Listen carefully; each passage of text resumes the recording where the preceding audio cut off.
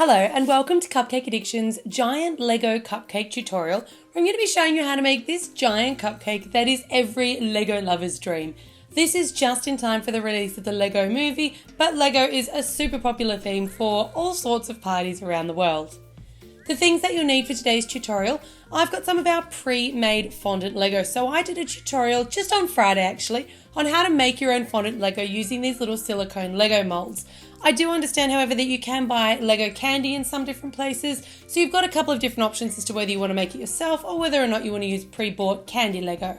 To add to the authenticity, I'm using an actual Lego board today. So I'm using the Lego board, but these are still quite flimsy and I want a bit of a bigger workspace. So I'm also using a cake board to rest and give my board stability. And I've got a larger sized grey Lego board, both to provide a little bit more workspace and also to give a bit of contrast to that green. I'm actually going to stack these all together. You'll also need some white fondant, some frosting. I'm using our perfectly pipeable buttercream frosting, which I will link to in the description box below. I've got my pre-baked, pre-stacked giant cupcake, which I've made using our Giant Cupcake Basics series, and I've used red candy melts to make my case for that today rather than dark chocolate. I will link to that Giant Cupcake Basics in the description box below if you haven't made a giant cupcake before. I've got a little bit of cornflour in a shaker, some plain tap water, I've got some melted white chocolate. I'm also using just a skewer or a toothpick, a paintbrush, a serrated edge knife, a spoon, a fondant rolling pin, a pizza cutter. I've also got an offset spatula and just a sharp knife. Off to the side, I've also got some construction themed Lego because this is going to be a construction themed Lego cake. Anytime you put anything non-edible on a cake, as the decorator, as the person that made the cake, it is your responsibility to make sure that those plastic pieces are removed before the cake is served, just for everybody's safety. So let's get started. The first thing that we're going to do is we're going to stick our cake boards together. So we've got a large grey, I've got a black cake board and also my green. I'm going to use the underside of my cake board, so the black's on the bottom because you're not going to see that top anyway.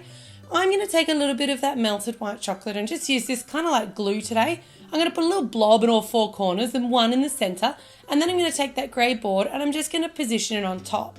I'm going to flip that over to make sure that my blackboard's positioned nice and central, and then I'm just going to take my hands and really just push it down so I've got a really nice, good stick. I'm going to do the exact same thing with my green board, another 4 or 5 blobs of melted white chocolate, but don't go too close to the edges here because you don't want that melted white chocolate seeping out underneath your green board onto your grey board.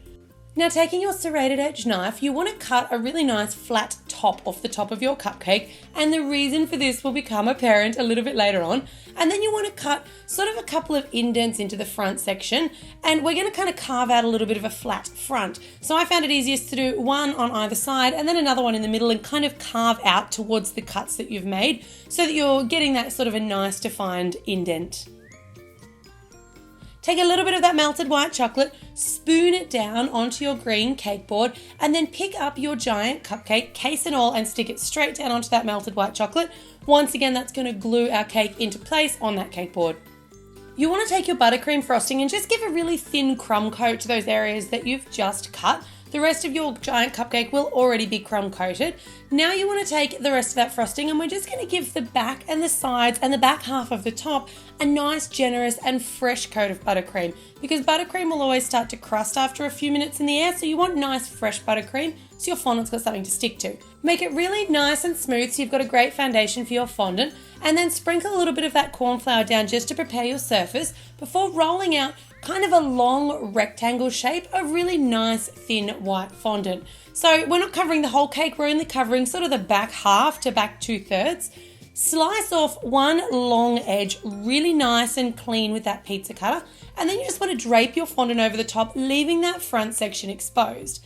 Using my hand now, I'm just smoothing down the fondant and I'm actually pulling the bottom of the fondant out so that I don't get any wrinkles or creases. And then you just want to tuck it in just around the top of that giant cupcake case. You want to use your sharp knife and you want to cut around the edges, but you want to leave about 1 centimetre or 1/2 inch below where the top of your cupcake finishes, so you've got a bit of overlap. Use your fingers then to tuck that overlap under and encase all of that frosting really nice and neatly, and your cupcake should be looking like this. Now this front section here is going to be where all of our Lego goes, but these bricks are a little bit too fat. You'd have to gouge out a lot of cake to fit them in like that. So I'm just using my sharp knife and just cutting them lengthways. You want to make sure that your rough edge goes into the cake. Before you start positioning those on, you want to take a little bit more of that buttercream frosting and just give a nice sort of a generous coat of frosting. And then you want to start taking your Lego and push it right into that frosting so it's almost resting on the edge of your giant cupcake case.